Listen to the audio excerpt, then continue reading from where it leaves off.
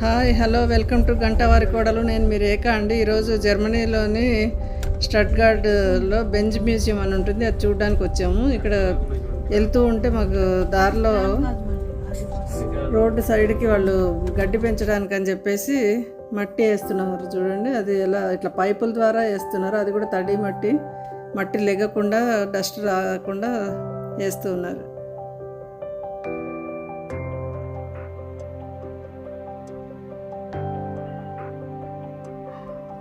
ఇదిగోండి బెంజ్ మ్యూజియంకి వచ్చామండి.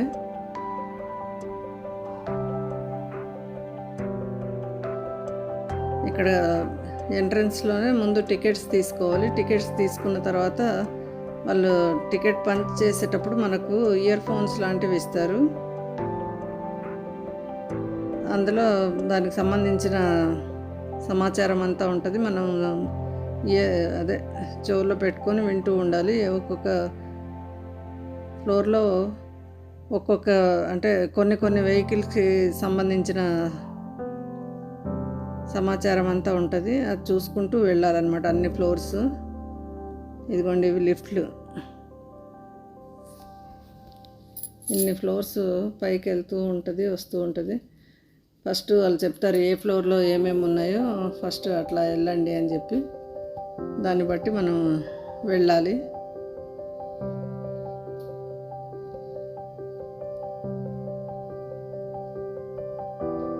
చూపిస్తారా, మన టికెట్ చూపిస్తే వాళ్ళు ఇయర్ ఫోన్స్ ఇస్తారనమాట. మళ్ళీ మనం అంతా చూసుకొని వచ్చేటప్పుడు ఆ ఇయర్ ఫోన్స్ వాళ్ళకి హ్యాండ్ ఓవర్ చేసేసి వచ్చేయాలి. ముట్టి ఒక మెడలో వేసుకునే బ్యాడ్జ్ లాంటిది మనకి ఇస్తారు, బెంజ్ మ్యూజియం అన్నది. అది తీసుకొని మనం ఇంటికి తెచ్చుకోవచ్చు. ఇదిగోండి ఇవన్నీ వింటేజ్ కార్లు లాంటివి. స్టార్టింగ్ నుండి ఎలా ఉన్నాయి, ఎలా అంటే వెహికల్స్ ఎలా తయారు చేశారు వీళ్ళు అని చెప్పేసి అవన్నీ ఉన్నాయన్నమాట. ఇది 1926లో స్టార్ట్ అయిందంట. అప్పటి నుంచి కూడా ఉన్నాయన్నమాట ఈ మ్యూజియంలో. అవన్నీ కూడా పెట్టారు, వింటేజ్ కార్స్ కానీ వెహికల్స్ అన్నీ కూడా. మనకు ఇక్కడ సాలార్జంగ్ మ్యూజియంలో ఫలక్నామా ప్యాలెస్లో అవన్నీ ఉంటాయి కదా, నిజామ్స్ కాలం నాటివి వెహికల్స్ అవన్నీ. అట్లా ఇక్కడ అట్లాంటివి కూడా ఉన్నాయి. బ్రిటిషర్స్ వాడిన, బ్రిటిష్ రాజులు వాళ్ళందరూ వాడిన, అంటే అప్పట్లో ఎలా వాడేవాళ్ళు అన్నవి వెహికల్స్ అన్నీ ఉన్నాయన్నమాట. అప్పటి నుంచి వాడినవి వింటేజ్ కార్స్. అది ఇదిగోండి.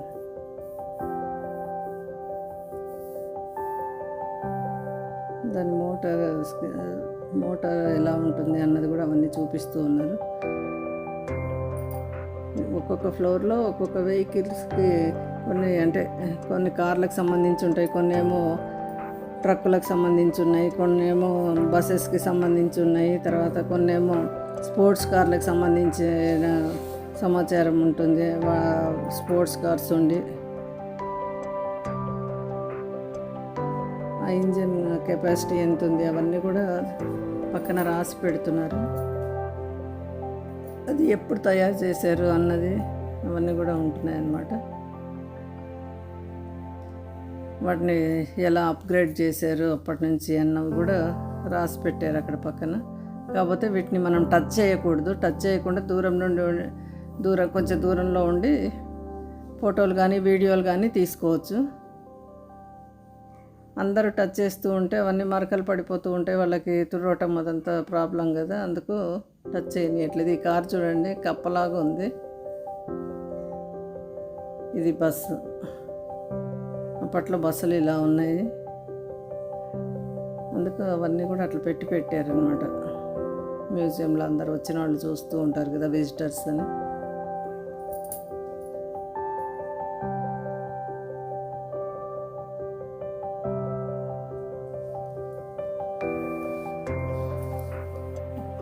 వీళ్ళు అంబులెన్సులు తయారు చేశారు, తర్వాత మినీ బస్సులు తయారు చేశారు, 7 సీటరు 8 సీటరు కార్స్ తయారు చేశారు. అవన్నీ ఇవన్నీ కూడా ఉన్నాయి మొత్తం. వాటికి సంబంధించిన సమాచారం అంతా కూడా ఉంటుంది ఇక్కడ. మనం మొత్తం అన్నీ చెప్పాలంటే కూడా టైం టేకింగ్ కదండి, అందుకు అన్నీ చెప్పలేకపోతున్నాము. కొన్ని నేను మెయిన్వి చూపించుకుంటూ చెప్పుకుంటూ వెళ్తూ ఉన్నాను అన్నమాట. ఈ కార్ చూడండి, బోనెట్ ఎంత పెద్దగా ఉందో, డిక్కీ కొంచెం చిన్నగా ఉంది వెనకాల. ఇదేమో ఎంత పెద్ద కార్ చూడండి. ఇది mini bus, blue and cream colour. ఇదిగోండి ఈ వెహికల్ ఎలా ఉంది చూడండి, వెరైటీగా ఉంది కదా. ఇది బెంజ్ బస్సే, ఇది కూడా.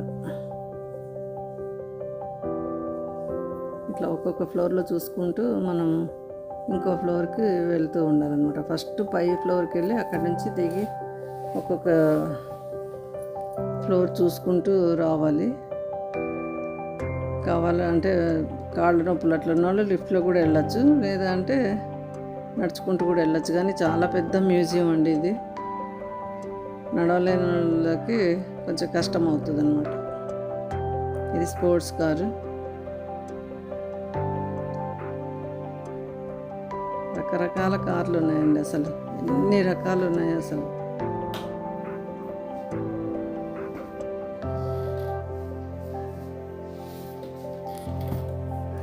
ఈ స్పోర్ట్స్ కార్ చూడండి ఎలా.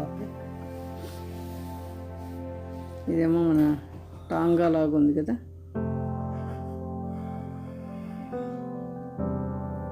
ఇవన్నీ డిస్ప్లేలో పెడుతూ ఉన్నారనమాట చేసి. ఇవన్నీ స్పోర్ట్స్ కార్లు, వింటేజ్ కార్స్.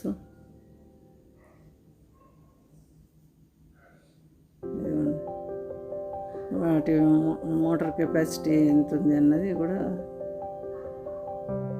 అక్కడ పెట్టారు. ఈ కార్ చూడండి చాలా వెరైటీగా ఉంది కదా. డోర్స్ ఏమో పైకి ఇట్లా లెగుస్తున్నాయి. మామూలుగా అయితే అన్ని కార్లకు సైడ్స్కి ఓపెన్ అవుతాయి కదా డోర్స్, దీనికి ఏమో పైన ఓపెన్ అవుతున్నాయి. అందరూ అక్కడ నించొని ఫోటోలు దిగుతూ ఉన్నారు. మేము కూడా మా ఫొటోస్ క్యాప్చర్ చేసుకున్నాము. ఇదిగోండి అంబులెన్స్లు ఉన్నాయి, క్రెయిన్లు ఉన్నాయి. వీళ్ళు చాలా తయారు చేశారండి.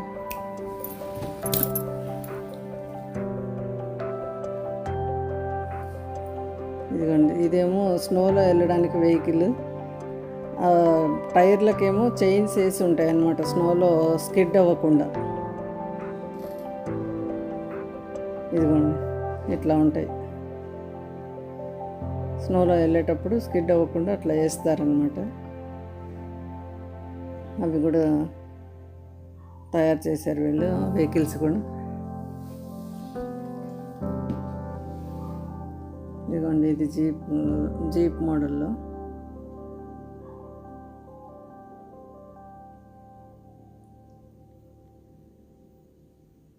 పెద్ద పెద్ద కార్లు, చిన్న కార్లు, స్పోర్ట్స్ కార్స్ అన్నీ ఉన్నాయి. ఇదిగోండి వెరైటీ వెహికల్స్ అన్నీ ఉన్నాయన్నమాట ఇక్కడ.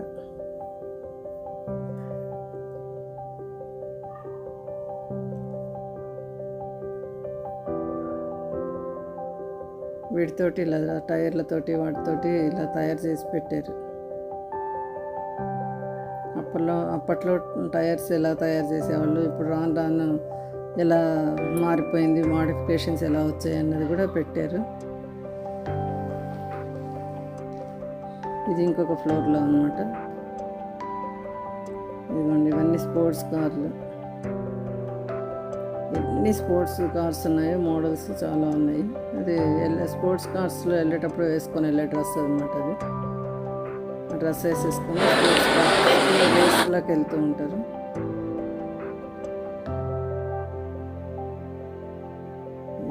స్పోర్ట్స్ వెహికల్స్ ఇవన్నీ. ఇంక ఇక్కడ చూసుకున్న తర్వాత బ్లాక్ ఫారెస్ట్ మీదుగా మేము కుక్కు వాచెస్ ఉంటాయి కదా, ఆ వాచెస్ దగ్గరికి వెళ్ళాము. అక్కడ తయారు చేస్తారంటే తర్వాత సేల్ కూడా చేస్తారు వాళ్ళు. అక్కడికి వెళ్ళామన్నమాట. ఇదిగోండి వెళ్ళే దారంతా కూడా గ్రీనరీ, అసలు చాలా బాగుండాలండి. కొండలు, సెలయేళ్ళు, చాలా బాగుంటుంది. లైట్గా వర్షం పడుతూ ఇంకా వాతావరణం కూడా ఆ రోజు మేము వెళ్ళిన రోజు చాలా బాగుంది.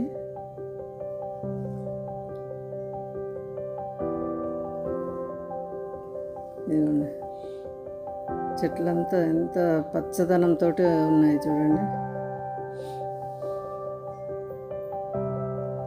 ఇక్కడికి వచ్చేసిన తర్వాత ఇక్కడ బస్సు ఆపేస్తారు. ఇక్కడ నుంచి మనం కొంచెం దూరము నడుచుకుంటూ వెళ్ళాలన్నమాట. మట్టి రోడ్లు ఉంటాయి. ఇదిగోండి పక్కనే సెలయేరు ఇట్లా పారుతూ ఉంటుంది. దీంట్లో నడుచుకుంటూ కొంచెం దూరం వెళ్ళిన తర్వాత ఇదిగోండి కనిపించే బిల్డింగ్కి కుక్కు వాచెస్ బిల్డింగ్. అక్కడే వాచెస్ తయారు చేస్తూ ఉంటారు, తర్వాత అమ్ముతూ ఉంటారు కూడా.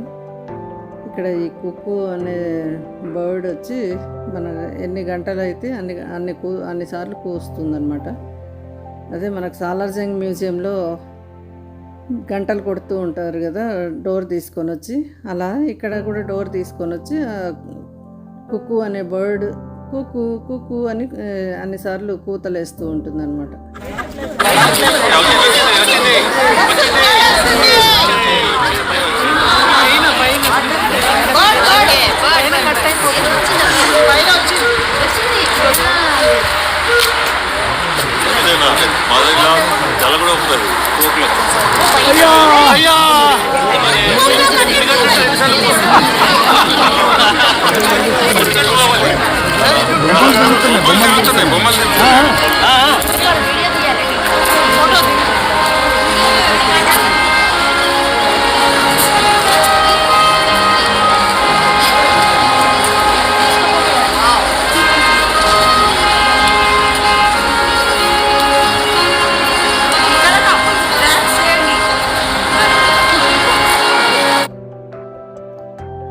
ఇదిగోండి ఇక్కడ ఈ వాచెస్ గురించి ఈయన ఎక్స్ప్లెయిన్ చేస్తారు, వినండి. So, hello everyone, welcome to Zurich Forest. My name is Joseph and I would like to tell you about the folk making and history of the Cuckoo here. So let's start with the history first. So here I have the replica of the very first clock that was made here before the Cuckoo, and its name is known as the wooden beam clock. Founded by the local farmers in 1640s here. As you can see, this clock is made out of the wood, and it had 3 wooden poles inside, acting as a mechanism, wooden beam on top, so we can adjust the speed of the clock, 2 stones for weights, and only 1 hand. And this hand was for the minutes and for the hours together. It was a little bit difficult to decide the time, but now we move on to the second generation, and these are known as the clocks with the painted face. You can see why, they have a painted front, it is hand printed, and what's new with these clocks after these ones here. So now we have metal weights on the clock, we have metal mechanism inside, similar to this one here. We have a pendulum, so you can move the mechanism when it swings, and now we have 2 hands, so we can see it more accurately like with the modern clocks today. So now we have a minute and the other head of the clock also. And now we come to the third and final generation and very first clocks with the carvings. And this is specially known as a train station clock because it was mostly found around train stations here in Germany in the 1860s. And the idea behind the design is that the edges represent the railway tracks here. This is also one of the first clocks to introduce the cuckoo bird. So let me show you. Every half an hour, cuckoo bird comes at 1 time, it means it's a half an hour. And on the hour, it counts the time. So 7 o'clock 7 times, 8 o'clock 8 times, and so on. So the idea is that you know the time without looking at the clock. So this is a little bit about the history. Now let me tell you about the clock making. For the making of the clock, we use this wood. This is known as the lime or the basswood. It is very soft wood for the carvings, and it needs to be dried up to 4 years before we can carve. After you dry it up, we put a stencil over the wood like this, spray the shape, and then we cut out the shape that you want with the saw-like machine. So when we cut out the shape, we're going to have something like this, and after the hand carvings, we have a decoration like this that we will eventually put on the clock. So how we assemble everything together? First, we need to put up a simple house. Then we do the front frame like this, top decoration like this, and we have a house ready for the clock. We also need some tools for the carvings, and for that we have tools like this. Some are smaller, some are bigger, it depends on the size of the carvings which tool we will use for it. Inside we need something to move the clock, and for that we have 4 different types of the mechanism with 4 different movements, and they are made out of the brass and stainless steel. So first one here is the daily mechanism, and this one is called like that because we need to rewind it once in 24 hours. And for them, to power them, We use two small weights here. One is here to power the clock, another one is powering the bird. After that one, we have an 8-day mechanism. This one is called like that because now we need to rewind the clock once in 8 days. But now we use two bigger weights to power them, also one for the clock, another one for the bird. After these two, we have daily and 8-day mechanism also. But you can see some difference here. So this platform we use for the figurines on the top. You can see over here, we put the figurines around on the platform, connect the spring with the music box, music plays, and then they rotated music, and we say they are the dancers because they dance around. So when you see the clock like this mechanism inside, and that's how we have movements over here. So what do? Simple. We just take the other side of the chain, we never grab them by the weights because we can break the chain, and we just pull it up like this. Till we feel it doesn't go up anymore, we rewind the clock. Super easy. Also, if you hear music, we need something to play the music. And for that, we have this music box. And this music box is the only part of the clock that is not made in Germany. And when we put them together, we have a cuckoo burst. We have medium sizes. And we have one that we call baby cuckoos. Cute ones. So, this is about the mechanical clocks. Nowadays, we also have a battery operated clocks. This is how they look inside. So they have a quartz mechanism inside, like the modern clocks today. We just put the batteries in and that's it. They were by themselves. Also here on the side we have a switch. We can turn it off manually, adjust the bird and the music at the same time, so on. And also these clocks on them have a light sensor. So why we have a light sensor? ఇక్కడ ఇవన్నీ watches, తర్వాత time pieces ఇవన్నీ కూడా కొనుక్కోవచ్చండి. కాకపోతే కొంచెం costly ఉంటాయి. ఇక్కడ నుంచి మనం ఇండియాకి తెచ్చుకోవచ్చు.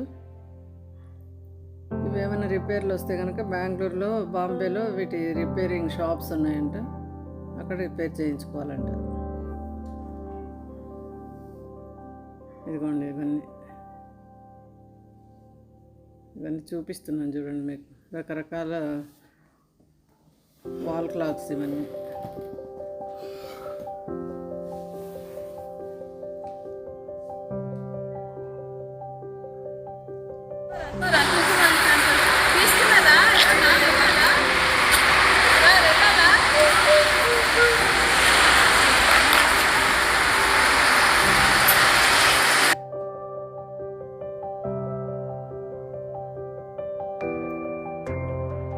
మేము ఇక్కడ ఇది అయిపోయిన తర్వాత మళ్ళీ రిటర్న్ అయ్యాము. రిటర్న్ వచ్చేటప్పుడు నడుచుకుంటూ వచ్చేటప్పుడు ఫోటోలు దిగాము. బస్ దగ్గరకు వచ్చి అందరం ఒక గ్రూప్ ఫోటో దిగేసి బస్ ఎక్కాము అన్నమాట. ఇక్కడ నుంచి ఇక్కడ లంచ్ చేసేసుకున్నాము. ఇక్కడ నుంచి ఇప్పుడు జూరిచ్ వాటర్ ఫాల్స్ దగ్గరికి వెళ్తున్నాము. ఇదిగోండి ఆవాల్ ల్యాండ్స్ అంట అవన్నీ. అట్లా ఎల్లో కలర్గా ఉన్నాయి అన్నమాట. ఎక్కువ ఆవాలు పండిస్తుంది. ఆవాలను కూడా ఎక్కువ వాడుతూ ఉంటారు.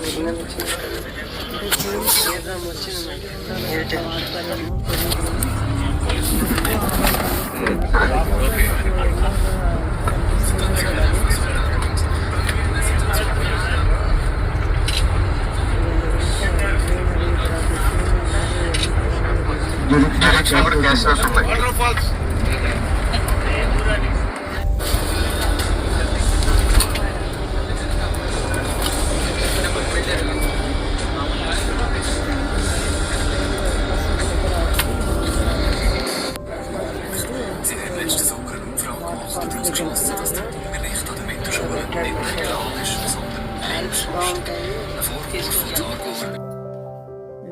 నడుచుకుంటూ వెళ్తున్నాం. బస్సు ఆగిపోయింది, అక్కడ ఆపేశారు.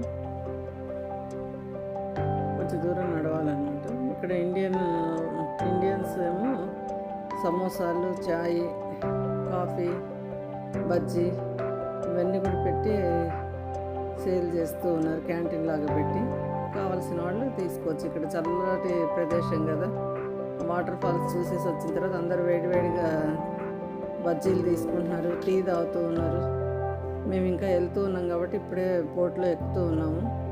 రిటర్న్లో టీ తాగొచ్చులేండి అని చెప్పారనమాట. అందుకు అందరం ఫస్ట్ వాటర్ ఫాల్స్ చూడడానికి బోట్ ఎక్కుతున్నాం. అందరూ హాయ్ చెప్తూ ఉన్నారనమాట.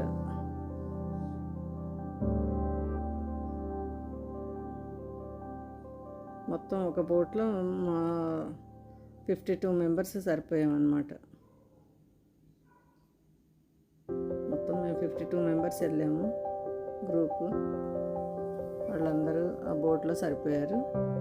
వాటర్ ఫాల్స్ దగ్గరికి తీసుకెళ్తున్నారు ఇప్పుడు బోట్ని. బోట్ అటు ఇటు అవ్వకుండా బ్యాలెన్స్ ఇంకా మొత్తం చుట్టూ సీటింగ్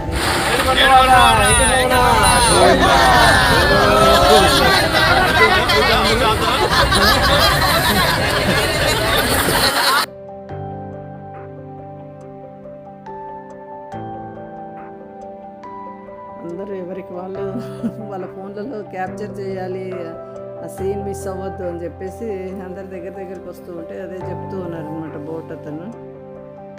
అట్లా రావద్దు, కరెక్ట్గా అంటే బ్యాలెన్స్డ్గా కూర్చోండి, అందరు ముందుకు వచ్చేద్దండి అని చెప్పారు. ఇదిగోండి తీసుకెళ్తూ ఉన్నారు.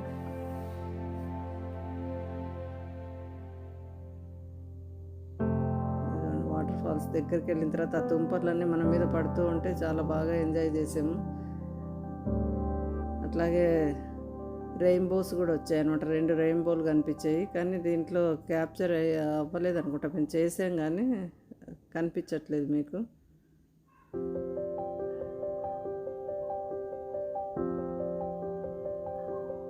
ఇదిగోండి ఎంత ఇదిగోండి రెయిన్బో కూడా కనిపిస్తుందా మీకు? వాటర్లో ఇట్లా కనిపిస్తూ ఉన్నాయి కదా. ఇదిగోండి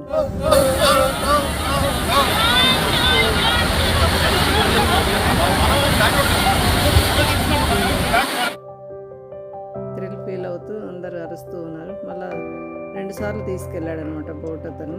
అక్కడికి దగ్గర దాకా ఫాల్స్ దాకా తీసుకెళ్ళి మళ్ళీ ఇట్లా టర్న్ చేస్తూ ఉన్నారు.